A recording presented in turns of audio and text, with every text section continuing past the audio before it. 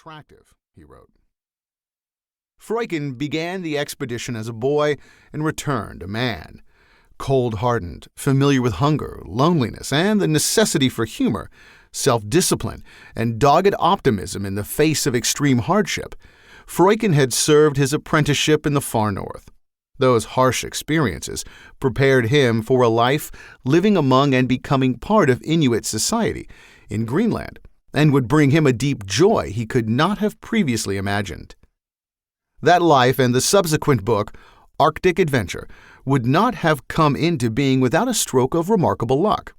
On Freuchen's return to Denmark, it was his great good fortune to meet the man who would become known as the greatest explorer-ethnographer of the Polar North, Knud Rasmussen. The son of a Danish vicar and a part Inuit mother, Rasmussen was born in Ilulissat, Greenland, and grew up driving dog teams and hunting seals. He, too, studied in Copenhagen, but could think only of going home. "Give me winter, give me dogs. You can have the rest," he said. The friendship between Peter Freuchen and Knud Rasmussen is legendary. Upon meeting, they began raising money to return to Greenland, where they would establish an Arctic trading station among the polar Eskimos, as they called them, on the northwest coast, a place they named Thule. From there, they launched major expeditions to explore and map the polar north and live among and study Inuit lifestyles. It was the grueling isolation that Freuchen suffered during the Denmark expedition that made him take to the intensely social and group-driven village life among the Greenlanders so easily. He mastered Greenlandic, learned to drive a dog team, hunted seals and walrus, sat through shamans' seances, fell in love, and married a Greenlandic woman, Navarana, with whom he later had 2 children. Freuchen had never known such happiness. The trading station flourished and became a center for Rasmussen's ethnographic studies. Hunters, children, old women, and shamans flocked to the station, eager to tell their stories.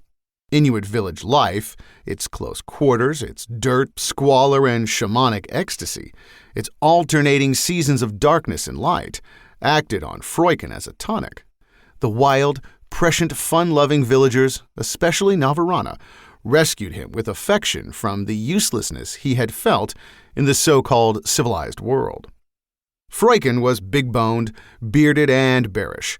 Rasmussen was wiry and fast on his feet. Both men were obstinately cheerful. In 1912, Freuchen and Rasmussen set out on their first Thule expedition to cross the ice cap by dog sled to the top of Greenland. Rasmussen led, cheerful and gregarious, while Freuchen attended to mapping and meteorological observations. The ice cap was inhospitable. They ran low on food, and Freuchen suffered from snow blindness. While they were belaying their dogs, sleds, and themselves down the 50-foot-high face of a glacier, a harpoon point tore a deep gash into Freuchen's thigh.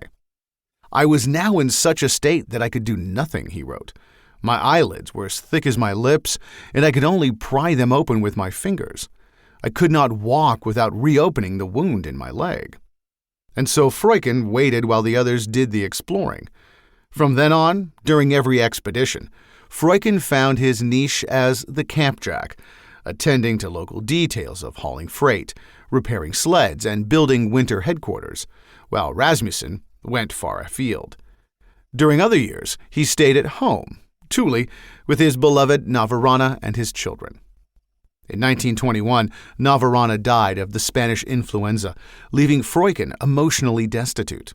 She was buried in her home village, Upper Navik, and because of Freuchen's fame in Greenland, the grave is still visited frequently. After placing his 2 children in others' care, Freuchen decided to join Rasmussen in 1921 for the first 2 years of the 5th Thule expedition, when they explored the Hudson Bay and Baffinland in the eastern Canadian Arctic. Rasmussen continued on with 2 companions to Point Hope, Alaska. The last third of Arctic Adventure deals with those years. Freuchen was organizer, explorer, doctor, transporter of artifacts, and biologist. He wrote a paper on Arctic mammals and kept his own journal. He and Rasmussen lived and traveled among various Inuit groups, many of whom lived in Ice Age.